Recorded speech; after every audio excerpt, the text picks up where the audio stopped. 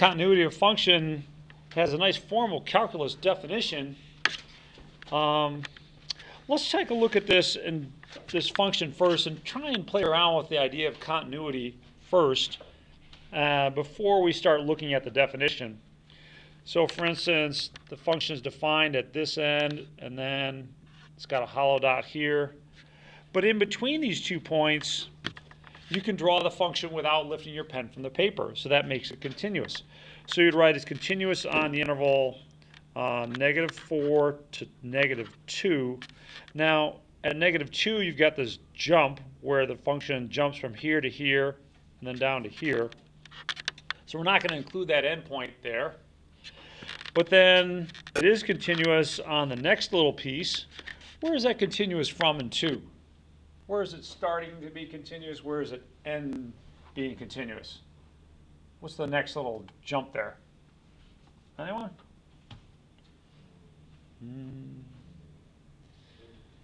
Yeah? Yeah, -2 to 2. So this little gap right here. All right, so, and then you have another place where the function is no longer continuous. We'll learn eventually that this is called a jump discontinuity because the function jumps from here to here.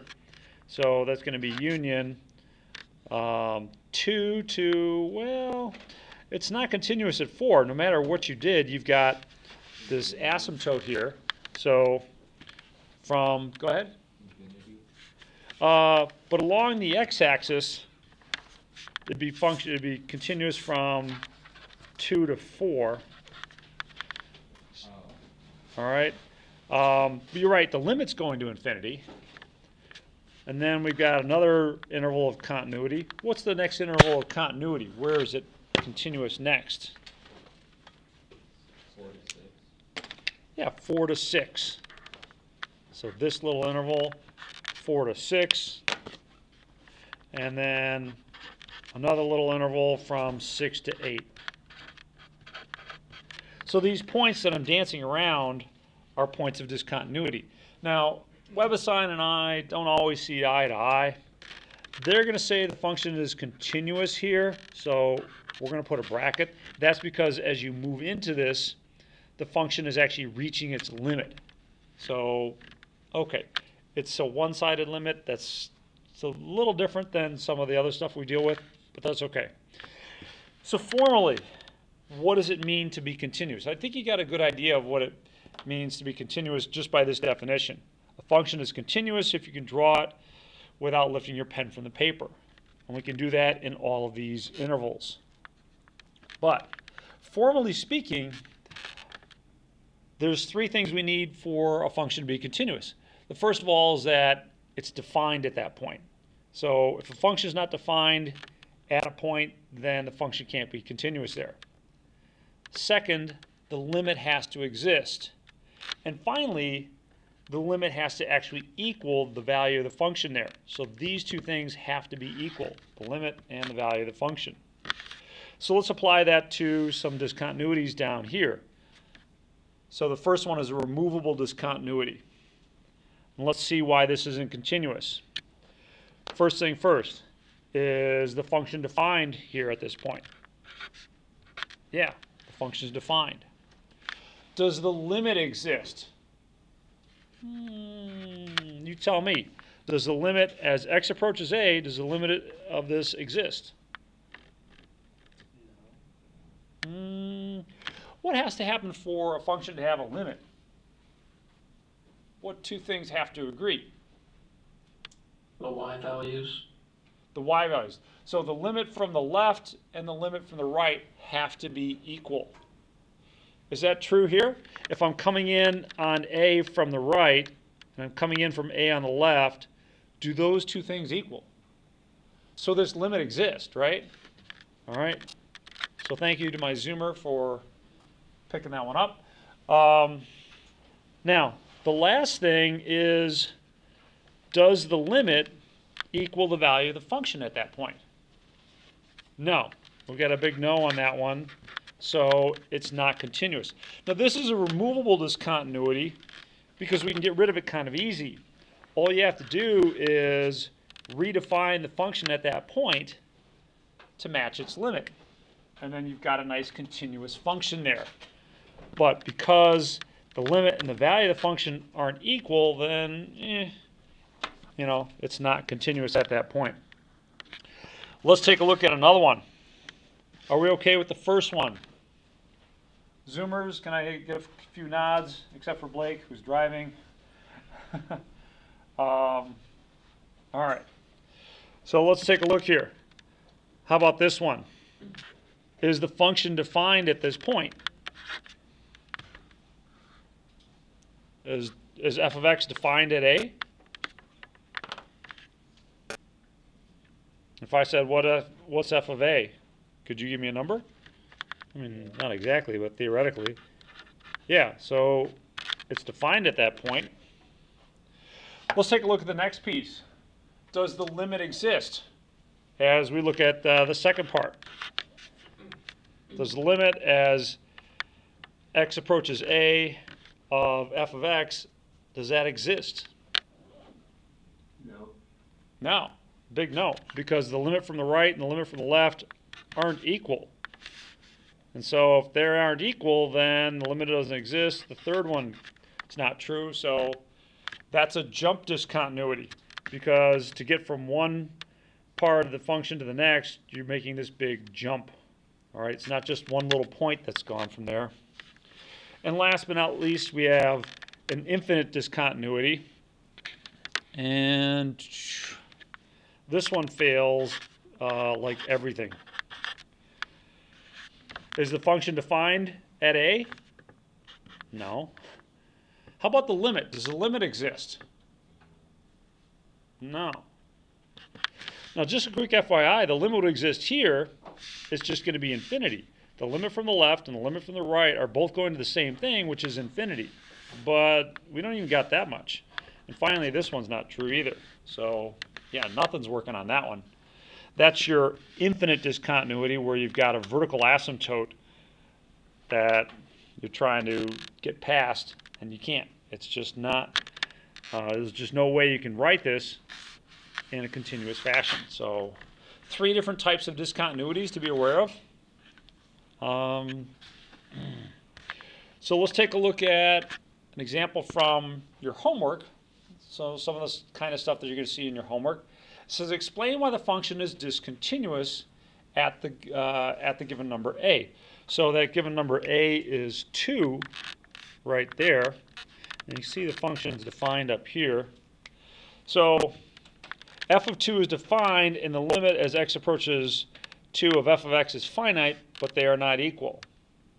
Does that seem like it's accurate? Does that seem reasonable? Well, let's take a look at it first piece at a time. Is f of 2 defined? Yeah, actually it looks like it's defined. It looks like it's defined as 1.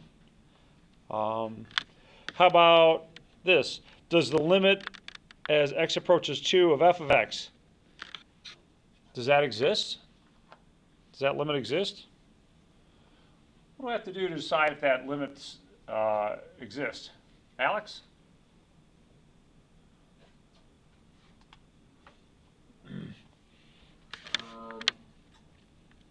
For which limit, sorry?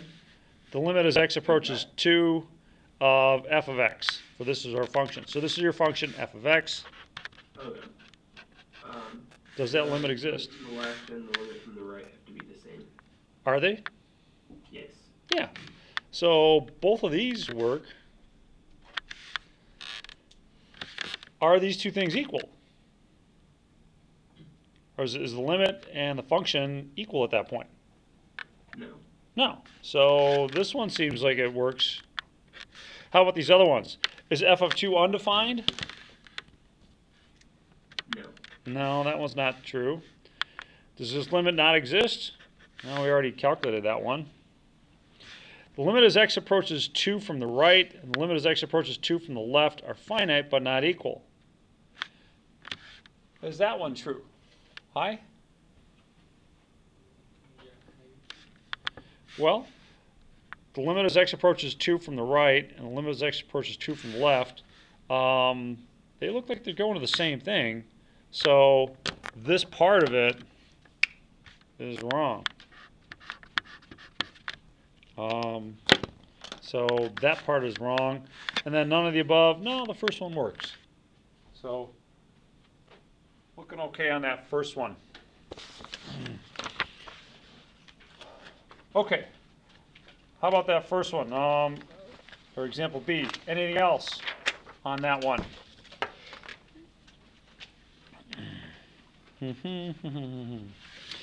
Let's take a look at the back side of this. It says use continuity to evaluate this limit. Give an exact answer. So think about what you want to do first. I'm going to pull up a graph here on, let's see. I'm going to do it on Desmos just to make it easier for myself. Let's see. Cancel. Overwrite. So let's do that on Desmos. We got x cosine x. Oops, I don't want caps. X cosine x. There's your graph, x cosine x.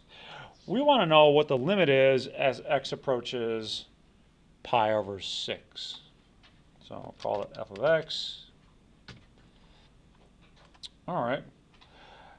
So I could change the scale here on this if I want to. I can put in steps of, say, pi over 3 or pi over 4, pi over 6, whatever I want. So, okay, that makes things a little bit easier. I want to see what's happening at pi over 6. Any suggestions? What would you suggest we do to try and find this limit?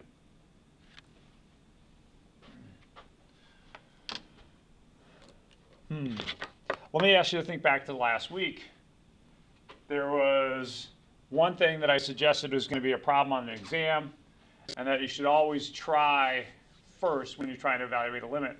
What was that one thing? Does anyone know? Yeah, plug in pi over 6. The reason we can do that, though, is because we have a continuous function. Take a look at the graph. Is there any place where the graph is undefined? Or where it doesn't exist? Are there any discontinuities? No. So all we need to do is plug in the limit. Now you can get kind of close to it and see, numerically, am I getting something what I expect? But let's take a look at it here.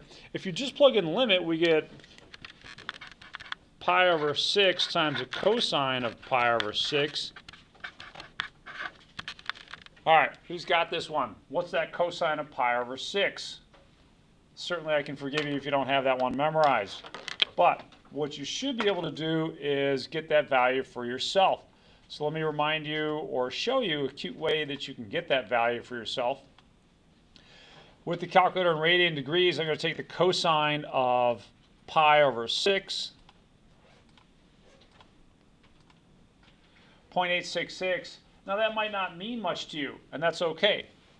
But let's square this result. And you get something that might look a little bit more familiar. What fraction is that? 3 over 4. 3 over 4. Now if I want to go backwards, if I want to get this number again, I have to take its square root. So really what this is, it's the square root of 3 over 4. So let's take a look at the square root of 3 over 4. Square root of 3 over 4 is really the square root of 3 over the square root of 4, or better yet, something familiar to you from trigonometry, the square root of 3 over 2. Yay. Okay. And that's about it. You can't really do too much with this in terms of cleaning it up. You can just write it as pi times the square root of 3 over 12. Nothing really dramatic about that one there. All right, but this is just kind of a reminder problem, really.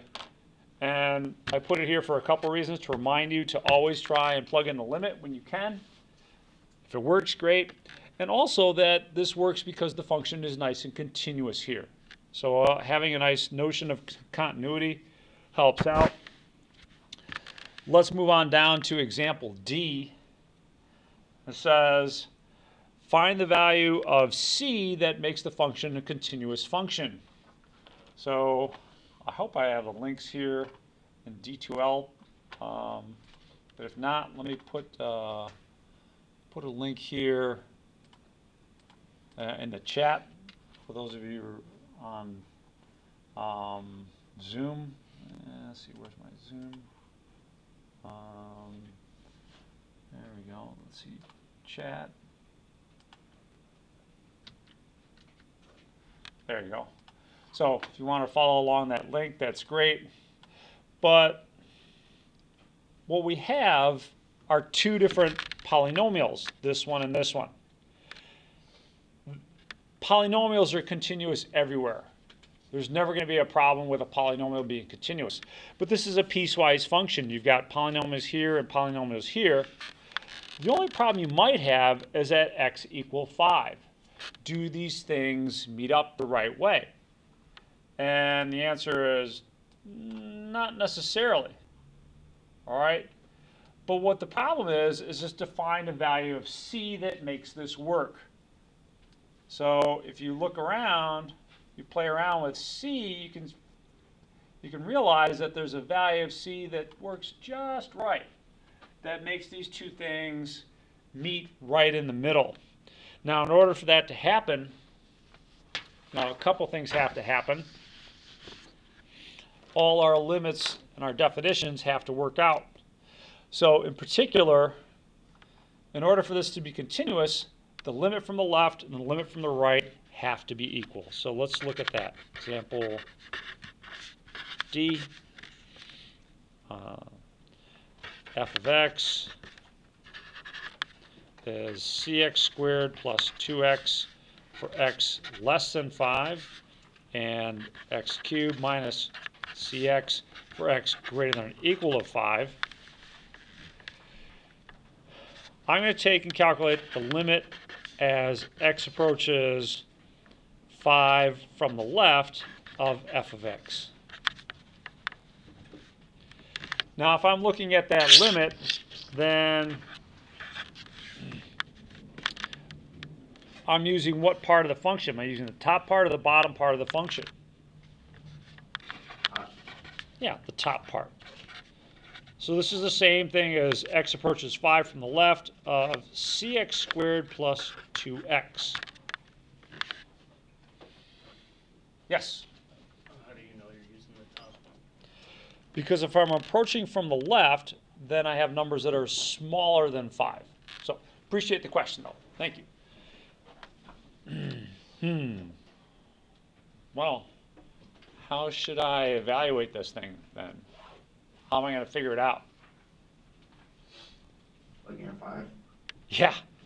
Yeah, this is your first thing you always try is to plug in the limit, right? Is there any problem with plugging in the limit here? Well, we get c times 5 squared plus 2 times 5.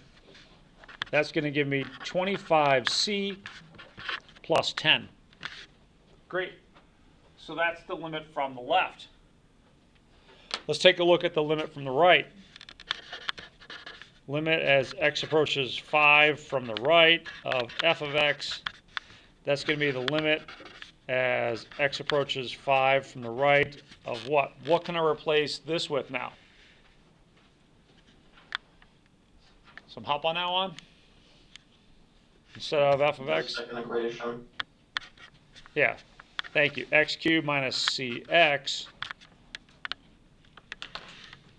And this time I get 5 cubed minus c times 5, or basically 125 minus 5c. Okay. So let's take a look at that one. And actually, overall, if this limit is going to exist, if the, let's see, the limit as x approaches 5 of f of x is to exist, then the limit from the left and the limit from the right have to be equal. Limit as x approaches 5 from the left of f of x must equal the limit as x approaches 5 from the right of f of x. Those two things have to be equal. Well, we just calculated them. This one is 25c plus 10. This one is 125 minus 5c. So let's put those both in and see what happens. We got 25c plus 10 has to equal 125 minus 5c. All right, well, I'll add 5c to both sides. 30c plus 10 equals 125. 30c equals 115. C equals 115 over 30. So a little bit less than 4. So it's going to be what? 23 over 6. All right, let's dial it in on our little decimals thing. So let me put in 23 divided by 6. And wow, that looks pretty good. Limit from the left and limit from the right are now equal. And with that value, both of those functions, the function has a value right there at, whatever this is, 105 something. So yeah, looking good on that one. Let me pause for a second. This is a good example from the instructor's point of view. From my point of view, this is really hitting home on a couple nice things. It's asking you to understand that in order for this limit to exist, the limit from the left and the limit from the right have to be equal.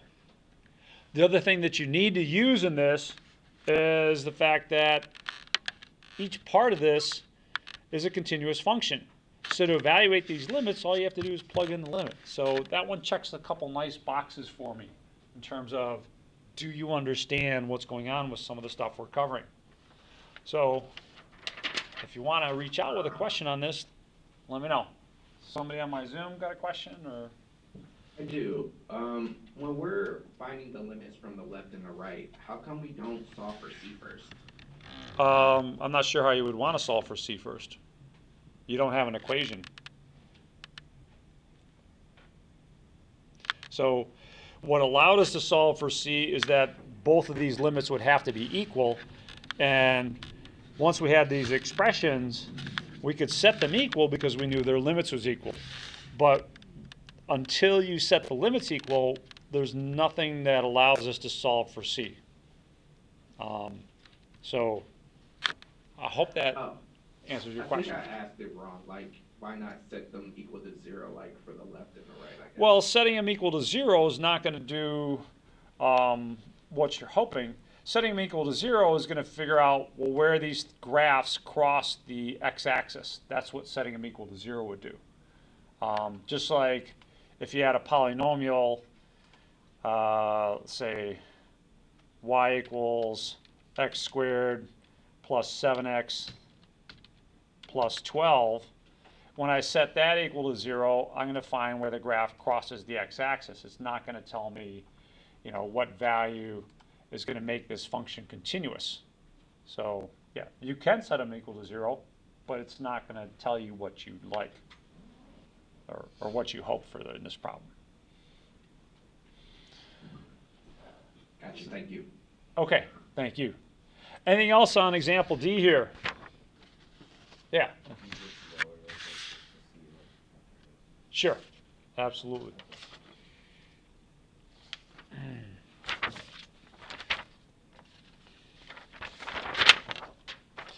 Okay, let's try something a little bit different. It's called the intermediate value theorem.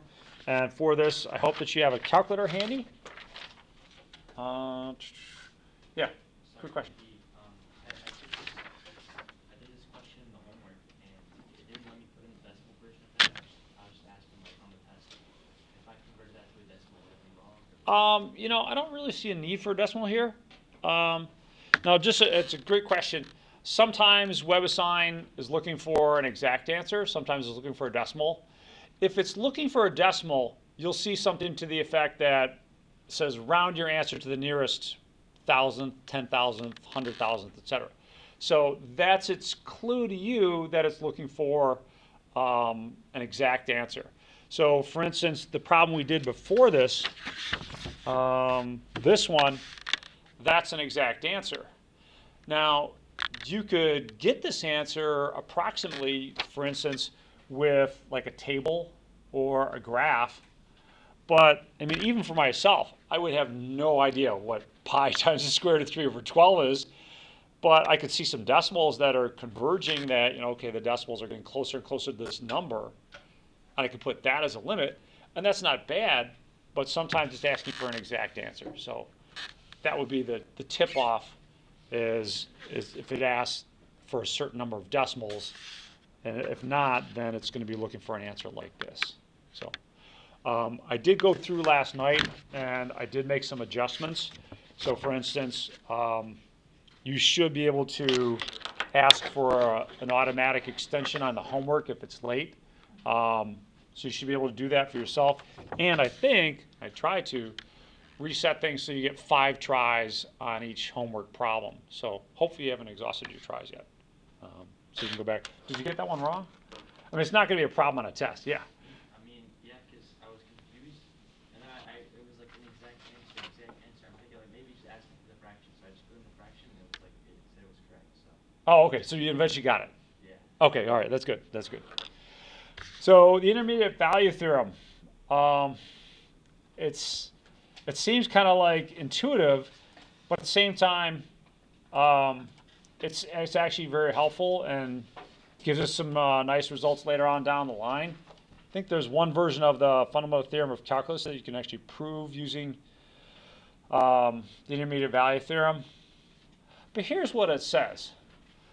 You're going to have some function which is continuous on some interval. Let me zoom in a little bit, make this a little bit bigger. So this function here in blue is continuous on the interval a to b. And the function increases from f of a to f of b. So it goes between these y coordinates.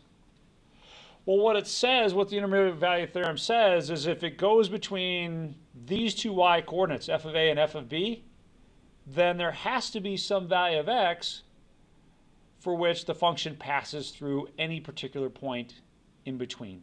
So, for instance, if this is a 1 and this is a 5, then at some point that I can find, the value is going to have to pass through a 4. That's what the intermediate value theorem is saying. There's at least one of those points. There might be more, like this graph has 3 points that have that value there. So how do you apply that? Where would you use that? You can use it as a guide telling you that, you know what, some of these things actually have a solution. So let's see what the intermediate value theorem says about this. Now you have to be a little bit clever to use the intermediate value theorem in order to show that it has to be a solution here. I'm going to start by moving everything to the left-hand side and then create a new function. So it's going to be e to the x minus 4 plus 3x equals 0. That's my new function, and let me give it a name. Let's call it, say, h of x. That's my new function. Well, I guess I called it f of x down below. All right, we'll go with f of x. Now, I want to point out something about f of x. Let's draw ourselves a little table here, x and f of x. We're going to look at this function on the interval 0 to 1. So we'll put in 0 and 1 here. Now if I put in a 0 for x, I would get 1 minus 4, which is negative 3, plus 0. That'd be negative 3. Okay, so that's down here at negative 3.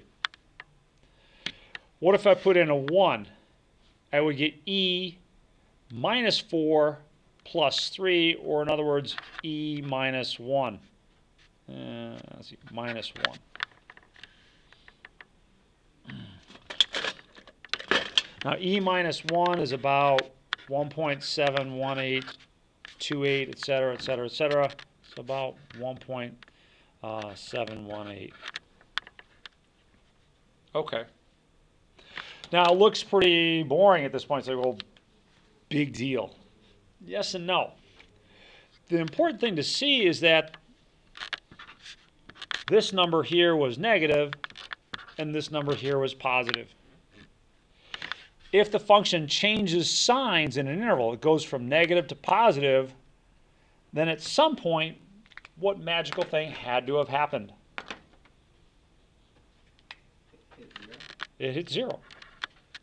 So basically it's saying somewhere in this interval between 0 and 1, the graph has to have a root. That is, has to cross the x-axis. It has a 0, a root, an x-intercept, however you want to say it. So because there's a change of sign, the function has a solution. Because the function changes sign, it has a solution. Or let me say it has a root. And if it has a root like this, someplace where it equals 0, then this equation also has a solution. So the equation e to the x equals 4 minus 3x has a solution. Nice. Let's actually find that solution. There's a couple ways you can find that solution, but we're going to do it with our graphing calculator and this function here. So we're going to enter that one into our graphing calculators. Yes? Calculator. Yeah, if you want to borrow a calculator, do the same thing I did last week. Leave me a keys or phone. Awesome. Thank you. What's the function, in the table, the e? It's like a dash above. Yeah, that was me. I was Okay. going to write the... missing something. I was going to write a 1. I could write a 1 here, but I decided I didn't need to write the 1. So I don't have my Photoshop with me today, so I can't get rid of that. Okay, let's open up our calculators. Clear out any stuff that's there. So go to the equation editor, press y equals, clear out any stuff that's there. And then let's type in our function, e to the x.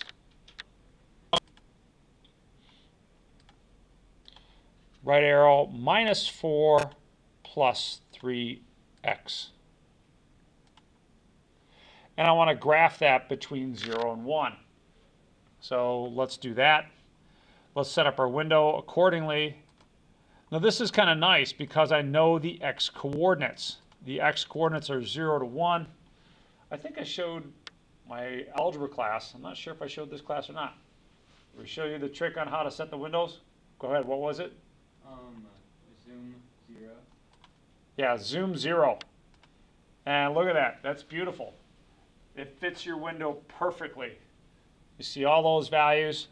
And what we're interested in trying to find is this point right here. Now you can get kind of close to it by tracing. But look, this is a calculus class. I don't want you just tracing and give me an approximate value. Let's do a little bit better than that. So let's go to the calculate menu. Second, trace. Is there an option here that looks good?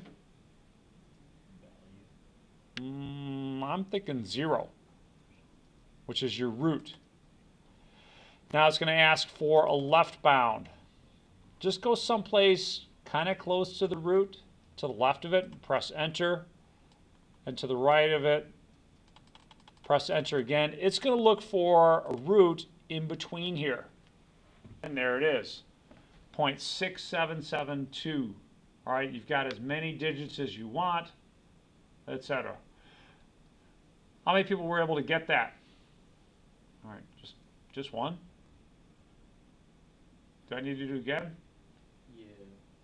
All right, so I'm going to assume that we've got the graph here, right? So you're going to hit the second key, then the trace key, or second key and the trace key. It's going to take you to the calculate menu. You want to go to 0, which is the second option there. So I'll press 2. And it's going to ask for a left bound. So just put your cursor someplace to the left of your root. And then press enter. And then move a little bit to the right with, again, your arrow keys.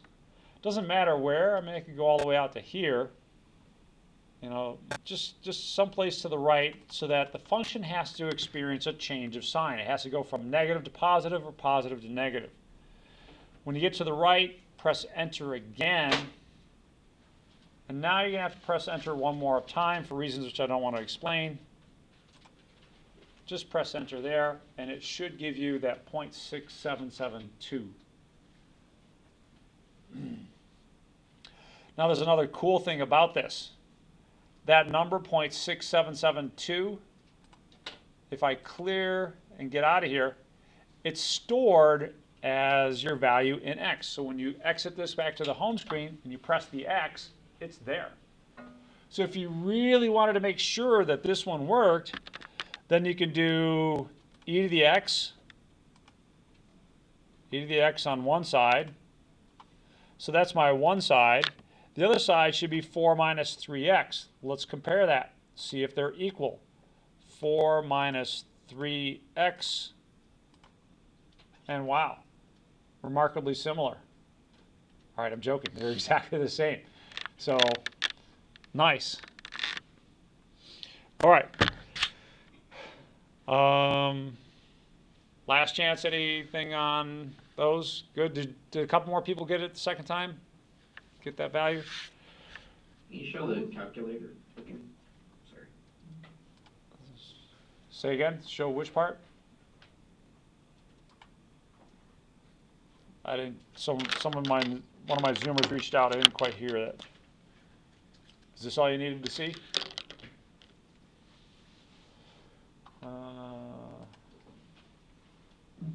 Okay. Your turn. And for this, since I got some Zoomers and some Roomers, I have to put the Zoomers in a chat room. I'll put you in a couple different chat rooms. But what I want you to do is I want you to look at these two graphs. Oops, might help if I switch my screen here. Sorry. We're going to move on to example F. I want you to look at these two graphs and decide, you know, which one is the one that's being described here. So look at that.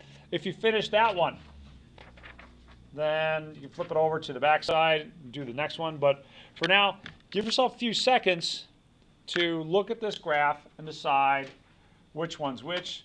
I'm going to have to see if or decide if I can remember how to put people in chat rooms. Let's see, more breakout rooms.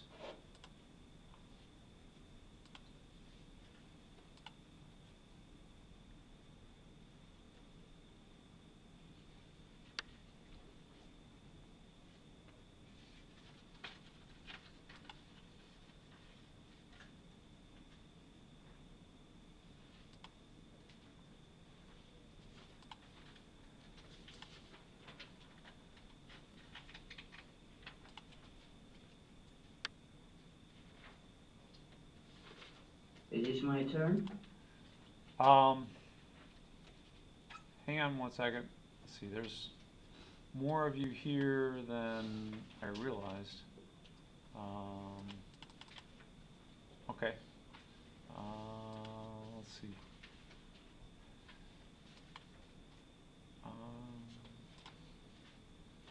Let's see.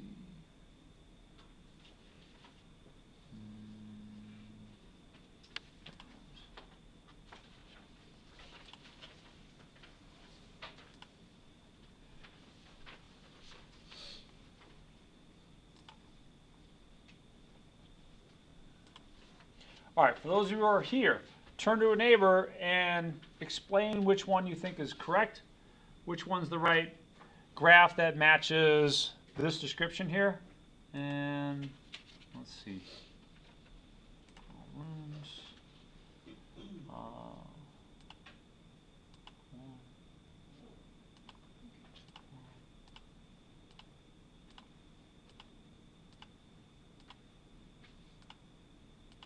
I think the first one is correct. All right. Let me see here. Remove discontinuity, and there's two dots at three. I think that's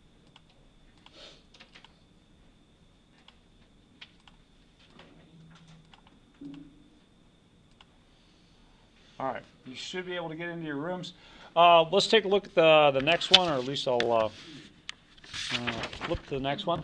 But I didn't hear too many people chatting about it in here. So let's see if we can't look at this one and then decide which one of these is correct for this one.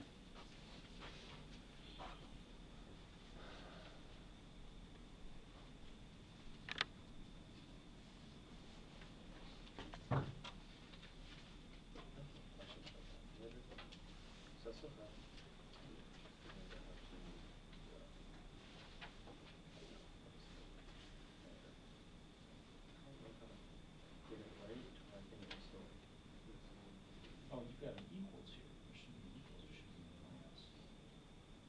There should be a minus and then plus. So yeah. All right, so your window range is messed up. So,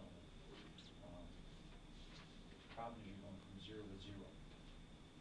So that's why your window is that tall, and it doesn't, the window is that tall at all. And then we just zoom to the Yeah, so make sure you have the 0, 0 on the x-axis. It's before it showed me like quadrant 3, and I was confused at that because I'm like, I should be in It's quadrant probably because 1. you have the equals in there. Like, can you guess at some of the things, that weird things we're doing?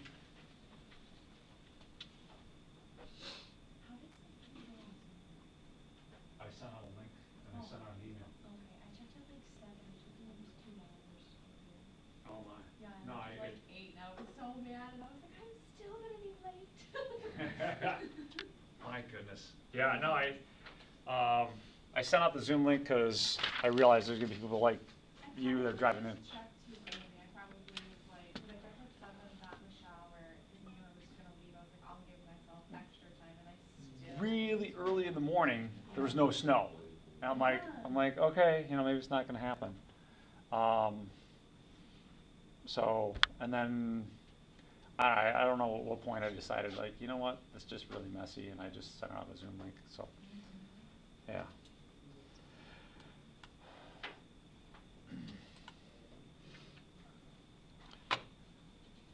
All right, let's get our Zoomers back here and then work through these things.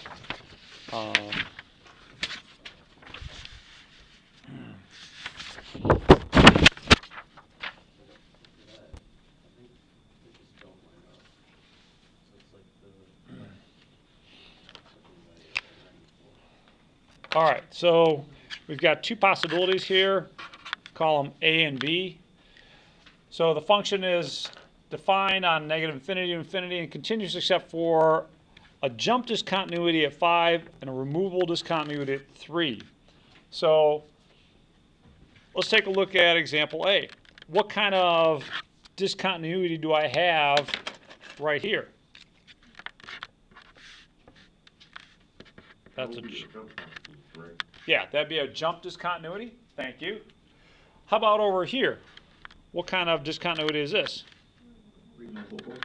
Removable. Yeah. Somehow or another, it feels like a tongue twister. Say removable fast like 3 or 4 times. How about over here? Now what have I got? Removable. And then jump. Which one did I want? Do I want A or B? Which one satisfies this part right here? B. Yeah. So So B is our winner. Nice. Let's flip it over to the backside. First things first. Questions on example F here. We okay with that one? I'm hoping that one's pretty straightforward. Get familiar with these things. Explain why the function is discontinuous at -5. Select all that apply. Well, first thing first, is f of -5 defined? No, you can't put in -5 because you have a division by 0. So check mark on that one. F of -5 and limit as x approaches -5 are finite but not equal. Why is this wrong? Because the left doesn't equal the right. All right, the left doesn't equal the right. There's a lot of things that are wrong with this. Keep going. What else? Because they're not really they're not finite. Yeah, First part, F is still undefined at -5. yeah. This limit from either direction is not finite. From the one direction, it's positive infinity. From the other direction, it's negative infinity. So this limit doesn't exist. It's not finite. This isn't defined, nor if they were defined, would they be equal. Other than that, this is no problem with this, right? No, this one's got a lot going wrong. Go ahead, what else? Just for clarification, what does finite mean? It means it's less than infinity. It means it's a number that you could actually write down. Okay, thank you. Yeah, appreciate the question. So, X-nay on that one. The limit doesn't exist. Does the limit as x approaches -5 exist? As you approach from the right and you approach from the left, they're going in different directions. So, yeah, I'd agree with that. The limit does not exist.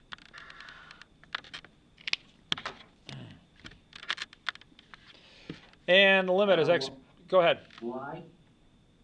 Why? Because in order for a limit to exist, the limit from the right and the limit from the left have to be going to the same thing. So, kind of like earlier in our work here, let's see, right here, the limit from the right and the limit from the left are both going to the same thing. So they would equal, this limit would exist even though the function is not continuous at that point. That's okay. But here, the limit from the right and the limit from the left, as you're getting closer to -5, are going in different directions. So its limit does not exist.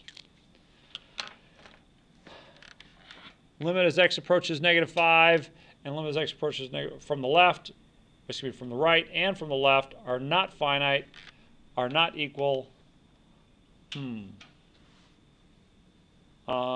Yeah, let's see. Do we agree with that? Neither of these is finite. Yeah, they're both going to infinity one way or another. So not finite and are not equal. Yeah, I agree with that. So give that one a check. And obviously it's not none of the above because we already have a few that are above. Nice.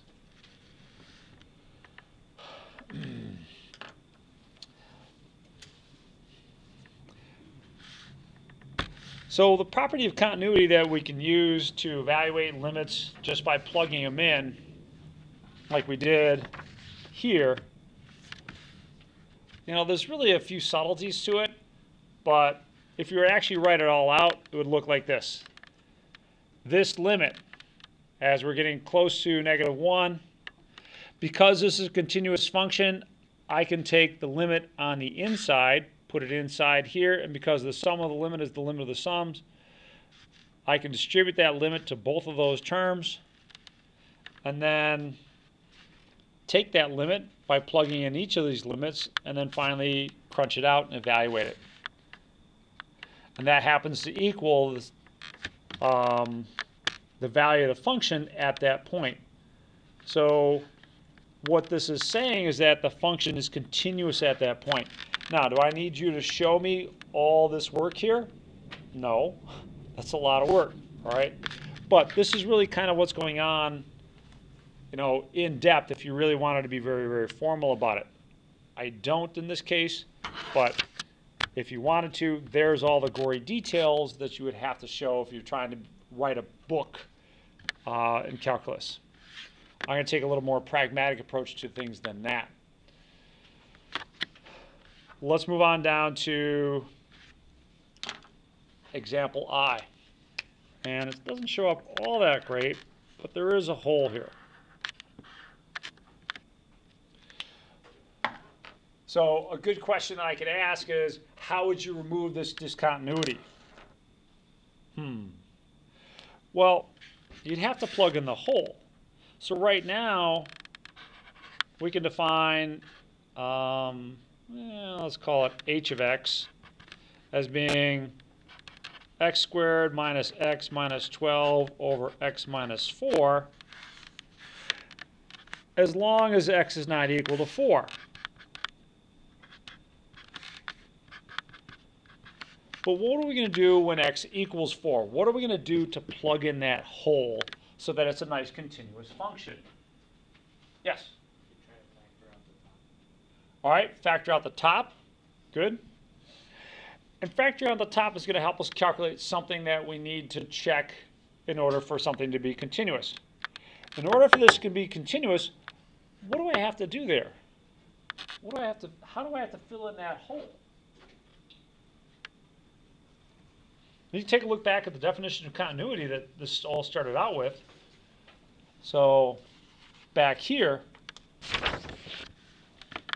in order for this limit to exist, or in order for the function to be continuous, the function has to be defined and it has to equal its limit at that point. So the question is, and I think you're getting at this by the factory stuff, we need to calculate this limit as x approaches 4. So the limit as x approaches 4 of x squared minus x minus 12 over x minus 4, we need to figure out what that is, and that value is going to be what we're going to plug in that hole with. Now, you suggested factoring it. So let's see if we can't factor it. That's going to be our limit as x approaches 4 of x minus 4. And if you're not good at factoring these things, I'll give you a little bit of a pro tip here. A lot of times, one of the factors is going to be something that's going to cancel out with the denominator, like an x minus 4. So if I have an x minus 4 here, what do I have to put here? X plus 3. Two things that multiply to negative 12 and add to negative 1.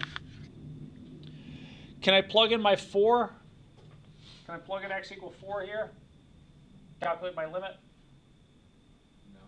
No. You would end up with a 0 in the numerator and a 0 in the denominator. That's telling you you've got more work to do still. Yes? Yeah, absolutely. Let's just cancel out that x minus 4. Now that gives us a little easier function to deal with. Limit as x approaches 4 of x plus 3. Volunteer on that one. It's a tough one, I know. 7. Thank you, Charles. So 7. So if we want to fill in that hole, then we'll create a new function so that h of x equals 7 when x equals 4. That's what we're going to plug in that hole with, is a 7. Sorry, Professor, how did we get 7 from that?